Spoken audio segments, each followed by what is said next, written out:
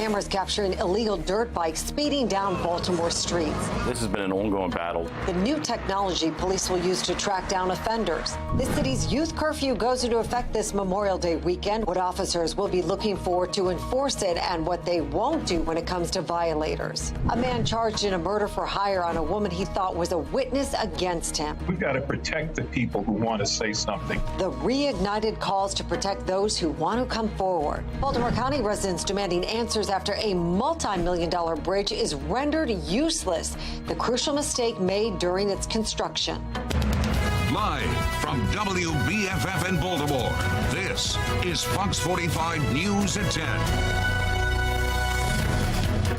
And good evening, everybody. I'm Mary Bubala. I'm Kai Jackson. Fox 45 News is getting new insight on the enforcement of the youth curfew happening this summer. It's scheduled to begin Memorial Day weekend. An internal memo details how officers are supposed to interact with young people when it comes to the curfew. It comes one day before the city council is set to hold a hearing on the curfew, and the mayor will detail his summer youth engagement strategy. Fox 45's Jeff Abel joins us live right now with a look at what that memo is. Jeff? Well, officers here in the Northern District and every other police district in the city were issued the orders today. They're told to enforce the curfew without making any curfew-related arrest.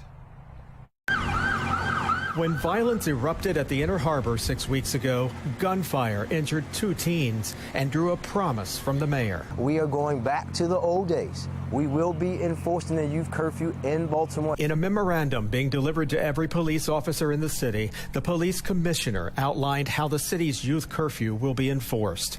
It will impact crowds of 10 or more juveniles who are gathered in public places starting as early as 9 p.m. depending on their age. The order says officers shall not stop or take into custody youth solely for a curfew violation. Instead, officers are told to call on the youth to leave on their own or be transported to a youth connection center by a civilian employee. The policy also states only minors consenting to be transported may be transported by the center. The commissioner writes, the enforcement of the curfew is not intended to lead to an unnecessary increase in interactions between the Baltimore Police Department and the city's young people. Curfew is designed to move people out of harm's way. Former FBI agent Dr. Tyrone Powers says the purpose is to get young people off the streets with hopes of reducing the risk of becoming a victim. So I don't know if it will be fully effective. We have to look at the outcome of it. But what I will say, the objective of moving more young people out of harm's way may reduce the homicide rate, and it may in fact reduce the number of young people who are shot. Powers predicts the policy will require more time on an already understaffed police department, but not everyone seems convinced that enforcing a curfew will have a significant impact on juvenile crime. Okay, curfew, but what do we do about the school day? What do we do about the summer day? What do we do about the kids who are committing crimes during the school day, during the noon hours? What about those particular kids? Because that's a real problem. Well, the mayor is expected to discuss the plan during a news conference tomorrow, and the city council is expected to dig into it at a public hearing tomorrow afternoon. We're live tonight. Jeff Abel, Fox 45 News. Jeff, thank you. You can read the police memo right now on this story on our website, foxbaltimore.com. Well, the mayor announced the curfew following the Easter Sunday crowds and shooting at the Inner Harbor that left 2 teenagers hurt. So far this year, 10 young people have lost their lives to the violence. About 40 others have survived shootings. Now, we are not only seeing teenagers fall victim to the gun violence, we're also seeing a rise in juvenile suspects. Last month, a teenager was arrested in a March mass shooting that killed a local boxer. In March, police say a 15-year-old wanted in connection with the carjacking of an Uber driver was arrested after running into Carver High School with a loaded gun. And on New Year's Eve, police say a group of teenagers kidnapped a couple in Federal Hill, took them to various ATMs, forcing them to take money out of their accounts. Well, we want to know what you think. Is the youth curfew enough to curb the juvenile crime crisis? The poll just opened. So far, though, 100% of voters say no. Head to foxbaltimore.com/vote to weigh in right now. Some are skeptical. Council members will ask tough questions. They point to last fall's hearing on the Safe Streets program. City Council members spent more time going back and forth with Monzi Director Shante Jackson over the program's organization than asking about how it uses taxpayer dollars. Fox 45 News spoke with political analyst John Deedy about the hearing. How do you plan on enforcing this, and what are going to be the consequences? Are you going to be actually putting them in the back of the police car and calling parents? What happens if you have a confrontation? And what happens if the kids start running? Stay with Fox 45 News. Coming up at 10:30, former city prosecutor Thiru Vignarajah will join us live to weigh in on the curfew and tomorrow's hearing.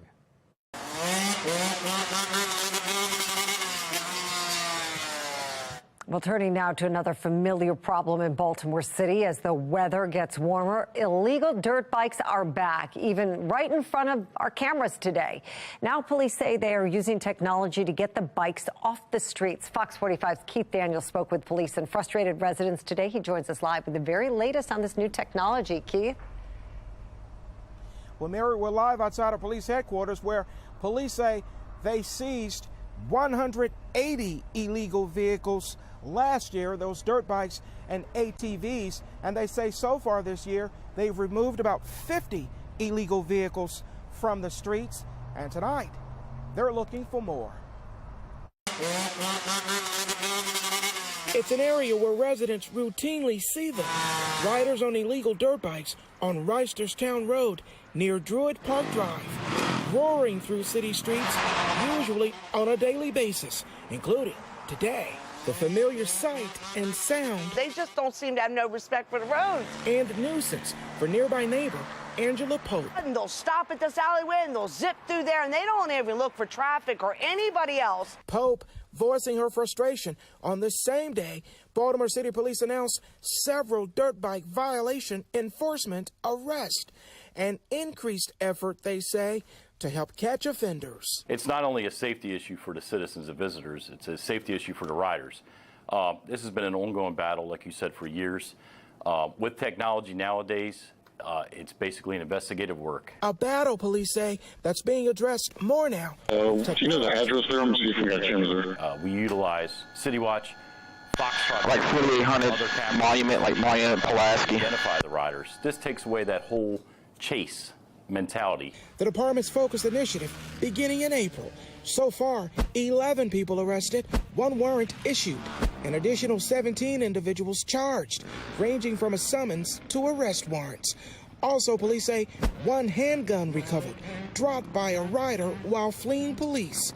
Police suspect more arrests with an option for first offenders, the B360 program. It is a program designed to educate young riders, science and engineering behind dirt biking, and also has the opportunity for career paths as well. Police battling to curb a noisy offense, cracking down with arrests. It's kind of sad because it would be nice for them to have the dirt bike to go somewhere. If they had an open place to do it at, it would be better for everyone in general. Well, an offender caught in Baltimore can receive a fine up to $1,000 or 90 days in jail. Well, live tonight outside police headquarters, Keith Daniels, Fox 45 News. Thank you, Keith. Many people see dirt bikes as a neighborhood nuisance. Last fall, we saw a potentially deadly encounter. Police say a man threw a bag of leaves at 2 dirt bike riders last November, leading one of them to fire shots at the man before driving off. Law enforcement experts say incidents like that are the reason why enforcing the dirt bike law is so important. When you couple the culture of dirt bikes with the culture of crime in the city, these are the types of things you get. During the legislative session, the House passed a bill that would have increased penalties for street racing and stunt driving statewide. That bill would have upped the penalty to 1 year in prison or a $1,000 fine. It failed in the Senate.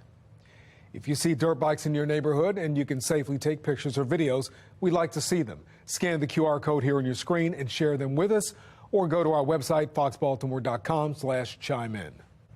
The Baltimore City Inspector General says a former city employee lied about their qualifications to land a job with the city. It happened last year. That employee no longer works for the city, but was hired by the Bureau of Accounting and Payroll Services.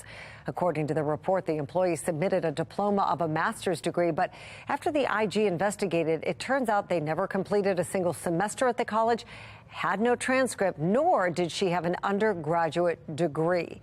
On Fox 45 News at 5, we asked Inspector General Isabel Mercedes Cumming about the city's screening process for employees. What we do in Baltimore City is we have people bring in a picture of their degree or a picture of their transcripts.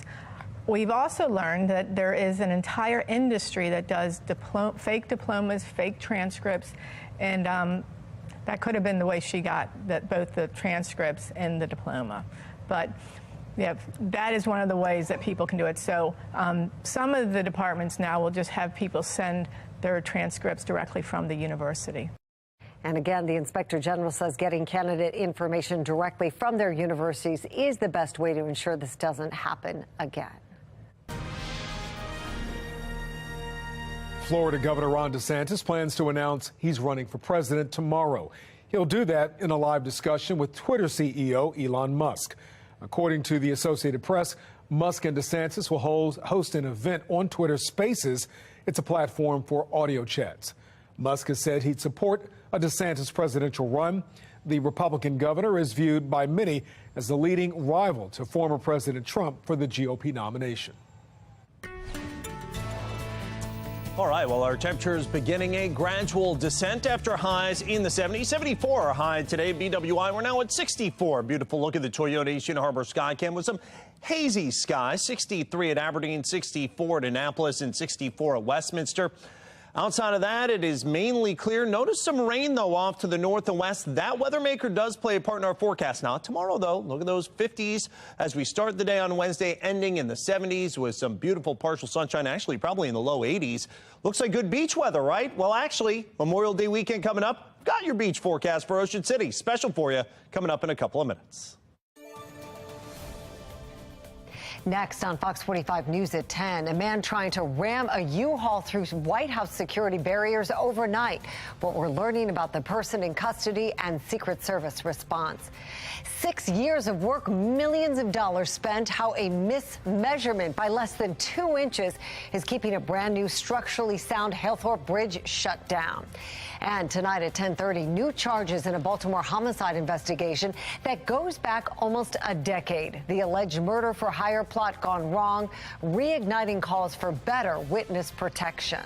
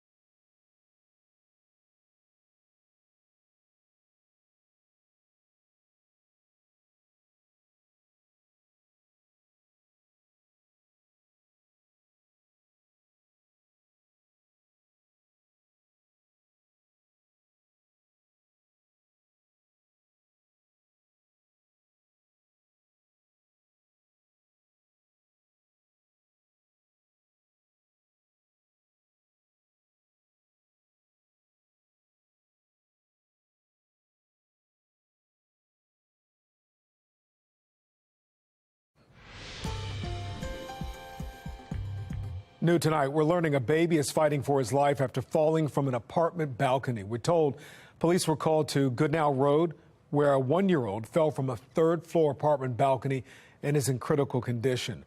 City police tell Fox 45 that homicide detectives are investigating due to the severity of the child's injuries from that fall. As spring and summer arrive, there are things that you can do to childproof your home.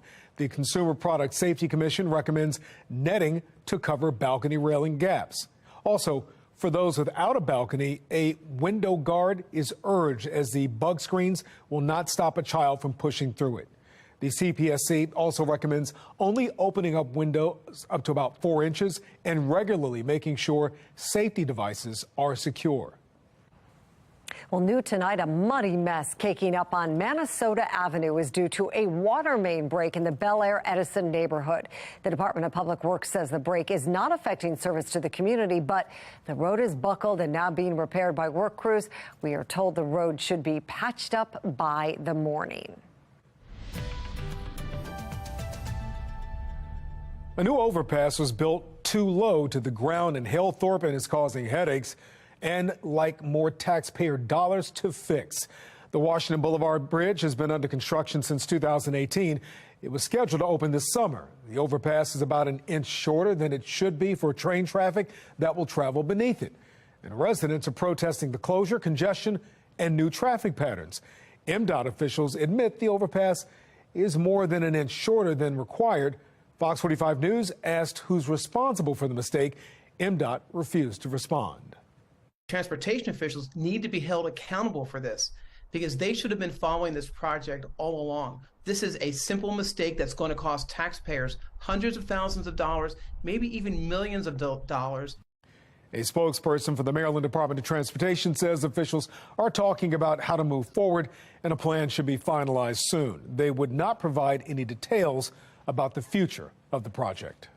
Tomorrow, the Caucus of African American Leaders set to hold a news conference to denounce the efforts of the Severin man who has been carrying his AR-15 near a school bus stop in protest of Senate Bill 1. That law limits where Marylanders with a wear and carry permit can bring their firearms. On Fox 45 Morning News, we spoke with a law enforcement expert about the protest who says there are better ways to get the message across. Well, Mr. McAdory is right. I understand why he's upset, but I think there's a more effective way to protest, and that starts by explaining the facts. If you want to knock down gun crime, you go after the gun criminals. The NRA has filed a lawsuit against Senate Bill 1, saying it's unconstitutional. We're learning more about a U-Haul driver who allegedly crashed into a security barrier near the White House Monday night. The 19-year-old suspect is accused of wanting to kidnap and harm members of the Biden administration, including the president and vice president. Brad Bell from our Sinclair sister station reports from outside the White House. The driver in the big rented U-Haul truck swerving off of H Street and into the bollards surrounding Lafayette Square, 500 feet from the White House fence. The video recorded by a stunned Chris Zaboy as he finished an evening run on the mall. And about 20 seconds past walking through, I just heard this loud crash. So I had headphones on, so I wasn't the most observant. And just I looked behind, and this huge U-Haul van was just there, just on the sidewalk. Zaboy getting his camera rolling as the truck makes this second run at the barricades. Another man, Benjamin Berger, recording this video. Thought maybe it was just an accident, and then the U-Haul backed up and rammed it again, and at that point it didn't move, and then that's when the Secret Service police converged on it. Others describing the driver emerging from the cab of the truck, waving a Nazi flag and yelling threats against the president and government as he's arrested. Nearby buildings evacuated before police could search the truck. It was empty, save for a backpack. Park police this morning identifying the driver as 19-year-old Cy Kandula of Chesterfield, Missouri, his school district confirming he graduated high school last year. It's believed he flew into Dulles Airport yesterday and rented the truck.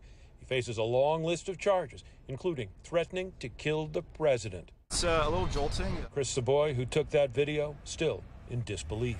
I've lived here for 3 or 4 years or so, and I've never felt like uncomfortable or unsafe. But I mean, you think by the White House, it's just ridiculous that something like that could happen. In Lafayette Square, Brad Bell, Fox 45 News. Well, the Baltimore City Council will hold a hearing on the youth curfew tomorrow, days before enforcement is set to begin. Coming up at 10:30, a former federal prosecutor weighs in on the new curfew and the crime crisis overall. The U.S. Surgeon General has some strong words for parents about the harm social media could be causing their kids. I'm Kayla Gaskins with that story straight ahead. And as promised, the beach forecast for this weekend. If you're going to be getting out of town and heading down to Ocean City, a little bit of a surprise for you here. Of course, the ocean temperatures, yeah, you just want to stick a big toe in it, 66 degrees. And that's going to keep the air temperatures, even with a little bit of sunshine and maybe a chance of a shower, refrigerated. 64 on Saturday, 68, maybe spend some time on the boardwalk. Sunday could see a few showers with partial sun. Warms up to near 70, though, for Memorial Day. But still an outside chance of a shower, so I'd have your rain gear handy just in case. Don't look like a rain out, though. Going to let you know what it looks like around here in a couple of minutes.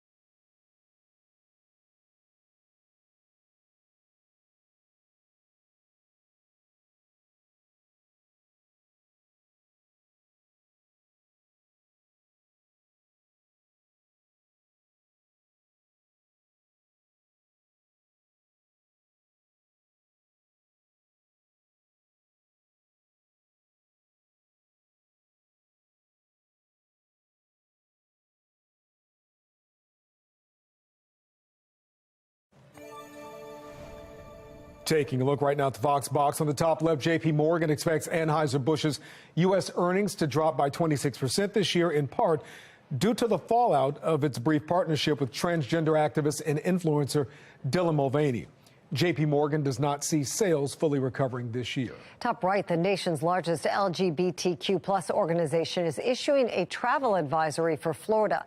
The Human Rights Campaign cites recent laws passed by the state issuing similar guidance by the NAACP. It is not calling for a boycott. The bottom left, Netflix is preparing to crack down on password sharing, limiting subscribers to one account per household. Others outside that home can latch on for about $8 a month. A small discount from the full price. And bottom right, tomorrow marks 1 year since the Uvalde, Texas school massacre. According to data from the Gifford Center, 93 new gun bills have been passed by states across the country. A majority expand access to firearms or protect industry from liability. The minority of new laws restricts access to guns or supports victims. Scrolling through apps like TikTok, Instagram, and Facebook is apparently creating an immense amount of harm for young Americans, according to a new report. That's right. National correspondent Kayla Gaskins has details on this new report released from top health officials. The U.S. Surgeon General says we need to protect kids from social media, and we need to do it now. This is the defining public health issue of our time. Parents are in a very difficult situation here, and I hear this from parents all the time. They are having to deal with a technology that is rapidly evolving. On Tuesday, the U.S. Surgeon General, Vivek Murthy, released an advisory saying social media is a leading cause of the teen mental health crisis. The report cites a study showing teens who spent more than 3 hours per day on social media doubled the risk of having depression or anxiety. Murthy says it's time for swift and decisive action. This is too much to place on the shoulders of parents alone. School districts in Washington State, Florida, New Jersey, Pennsylvania, and California suing big tech companies for harming children. Utah now requiring kids under 18 to get parental consent before creating a social media account. Montana taking it a step further, issuing the first complete state ban on TikTok. What we know now, after years of this uncontrolled experiment on our children, is that social media is an extended time on social media can be really harmful to many young people. TikTok hitting back, suing the state of Montana this week, saying the new law violates the First Amendment. The social media company also in hot water at the federal level as Congress weighs a bipartisan effort to ban the immensely popular Chinese-owned app. Also on Tuesday, the White House announcing their plan to protect kids from online harm. A newly created task force will develop guidance for families and policy recommendations as the administration pushes Congress to take action. In Washington, I'm Kayla Gaskins. And that brings us to our national question of the day. Do you feel social media has negatively impacted your child's mental health? So far, 72% of voters say yes. Head to foxbaltimore.com/vote. Click on the Pulse tab to weigh in. New charges in a 7-year-old murder case is reigniting calls to protect witnesses. The new details in a case police are calling a murder for hire gone wrong. I'm Christine Frizzau on Capitol Hill, where GOP lawmakers say they want answers about why so many people who get deported from this country return time and time again.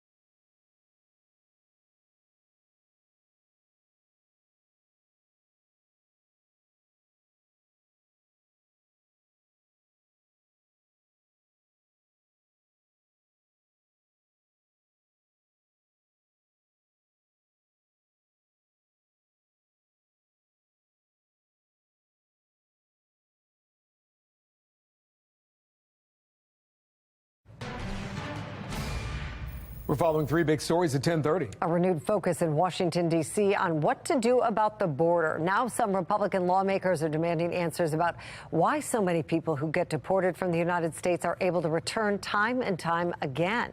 New charges in a 7-year-old murder case has some people calling for more protections for witnesses. What we're learning about a man charged with putting a hit out on a witness. Baltimore City will start enforcing its youth curfew in just a few days, but there are more questions than answers right now about how enforcement will work. Let's begin there. A city council committee will hold a hearing on the curfew tomorrow. And former city prosecutor Tharu Vigneraj is in studio tonight to weigh in on this topic for us. Tharu, thanks for coming in. Thanks for having me. Mayor Scott has not given many details. He will tomorrow about how enforcement will work. Do you expect City Council will ask tough questions and get some more details during their hearing tomorrow? Look, it's a really important issue, but if the past tells us anything, it is that these City Council hearings tend to be posturing and political theater with very little substance and very few hard questions and real answers. This is a topic that deserves all of our attention, and I'm not sure a City Council hearing is going to deliver what we all need. All right, Tharu, let's see if we can dig into this a little bit. And I imagine some of this you've probably heard already yourself.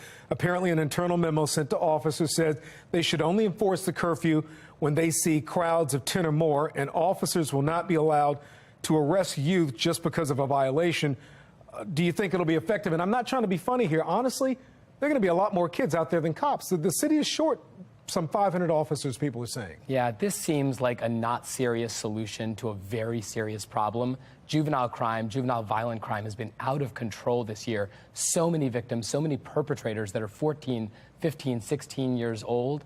And you have a solution that looks like it doesn't have any teeth. And even if it did have any teeth, we don't have any cops to enforce it. We don't have enough police officers to enforce the murders and the carjackings. The notion that we're going to have extra cops out there, trying to find 10 or more groups and waiting for other people to come and transport them to youth centers, it just seems like a laughable solution to a very serious problem. We know state lawmakers didn't pass any legislation this year to address youth crime. Do you think there should be a special session called to tackle the problem? Look, I've said this many times. The city's problems are the city's responsibility. I think it's very easy to abdicate that responsibility and turn to state lawmakers for solutions. But the laws are there. The laws have always been there. We just need common sense enforcement and common sense prosecution. Returning to the basics that have been able to succeed in managing this problem in the past is all we need. We just have to do that here, and it's not being done. All right, Tharu Vigneraj, thanks so much for coming in tonight. We appreciate it. Thanks for having me. And stay with Fox 45 News. We'll have complete coverage of tomorrow's City Council hearing on air and online. You can follow all of our reporting on the curfew on our website, foxbaltimore.com. Baltimore City isn't the only place seeing an increase in juvenile crime. Baltimore County has seen a number of young suspects as well. Just yesterday, we told you about 6 teenagers arrested for throwing fireworks onto a car, sending it up in flames. Baltimore County has also seen teenagers accused of stealing cars, rowdy crowds in Towson, even a shooting. Fox 45 News asked Chief Robert McCullough about the possibility of a curfew earlier this month. Take a listen. Well, I mean, that's something I can't speak to right now in terms of any type of curfew. What we seek to do is to create an environment where everyone feels safe. Well, this afternoon, we asked you if you think Baltimore County leaders are prepared to handle summer crime. Right now, 96% of voters said no. A Baltimore man is facing federal charges after investigators say he hired a hitman to murder a witness in a case against him, but the hit went terribly wrong. The indictment, 7 years in the making, is reigniting calls for more to be done to protect witnesses. Fox 45's Alexa Ashwell explains. 7 years after a local pastor was gunned down outside her home in Baltimore, federal investigators have announced new charges in what they say was a plot to kill a witness. Hearts are heavy, and we just have no understanding as to why. Back in May 2016, Associate Pastor Latrina Ashburn was shot and killed as she got into her car outside of her Baltimore home. Investigators released this surveillance of the believed suspect. He has a particular limp. And later revealed they believe not only was Ashburn the victim of a witness retaliation murder, But the hired hitmen, identified as Clifton Mosley and Devon Carter, were actually supposed to kill her next-door neighbor, and Ashburn was not the intended target. Now, the man who investigators say ordered the hit, identified as Matthew Hightower, has been federally charged with conspiracy to murder a witness, witness retaliation murder, and witness tampering. This case reigniting the conversation about better protections for witnesses to violent crimes. We've got to protect the people who want to say something. U.S. Congressman Kwasi Mfume earlier this year introducing the Witness Security and Protection Grant Program Act of 2023. It directs the Department of Justice and the FBI to award $30 million a year for the next 5 years to cities like Baltimore, where there are severe problems with this stop snitching culture. The witness security legislation that has since been endorsed by the Fraternal Order of Police is currently with the House Committee on the Judiciary. Senator Ben Cardin has also introduced companion legislation. Law enforcement experts say safety is key to getting people to come forward with information and help solve cases. Eyewitnesses are very, very important to a lot of cases. We don't always have the DNA. We don't always have the physical evidence. We don't always have a camera. As for Ashburn's case, this indictment one step closer to justice. Now, according to federal investigators, no court appearance has been scheduled. Hightower remains in custody. Alexa Ashwell, Fox 45 News. Taking a live look from Capitol Hill now in Washington, D.C., where the clock is ticking for lawmakers to reach an agreement on the debt limit. Treasury Secretary Janet Yellen says a deal is needed by June 1st or the country could default. Now, the White House says it's optimistic there will be a deal. Both President Biden and House Speaker Kevin McCarthy say their meeting yesterday was productive. Discussions continue today, but negotiators say they face persistent disagreements on spending. Still, White House says both the president and House Speaker have taken default off the table.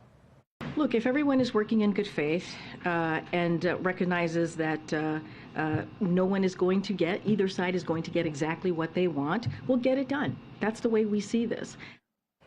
Well, meanwhile, House Republicans are proposing taking back unspent COVID funds as part of the debt ceiling compromise, but it might not result in as much savings as they thought. They think it's draconian to pull back money that we appropriated for COVID, even though the pandemic's over and the money was never spent. McCarthy previously estimated clawing back COVID funds could save $50 to $60 billion. The Congressional Budget Office estimates doing so would save half of that. We're not going to solve the budget problems with 50 or 100 billion of COVID money. Despite Democrats' concerns, President Biden shows an openness to taking back COVID funds over things like Medicaid work requirements. Another big topic in Washington, what to do about the border. While the end of Title 42 didn't bring the expected surge or increase of migrants that some predicted, there's still a stalemate when it comes to immigration legislation. National correspondent Christine Frizzell has the story. It hasn't even been a year since 20-year-old Kayla Hamilton was found strangled to death in her room. The suspect, 16 years old at the time, an undocumented migrant and MS-13 gang member from El Salvador. I don't want any other parent to live the nightmare that I am living. On Capitol Hill, her mother blamed an unsecured border that allowed the 16-year-old who had been arrested but released to a relative to roam freely in a country struggling to reach consensus on border policy. An acceptance of weakness that has turned public parks, police stations, and school gymnasiums into makeshift shelters. GOP lawmakers focusing on crime, with 212 people on the terror watch list caught between ports of entry in the last 2 years, compared with just 14 while President Trump was in office. In my professional assessment, the U.S. Border Patrol has lost our ability to know who and what is entering our homeland. The former head of U.S. Customs and Border Protection says with so many border agents forced to work on processing, much of the border is left unsecured, leading to more and more repeat offenders. Once you get into a country illegally, a part of the 1.7 million total gotaways, this secretary said that you're not going to be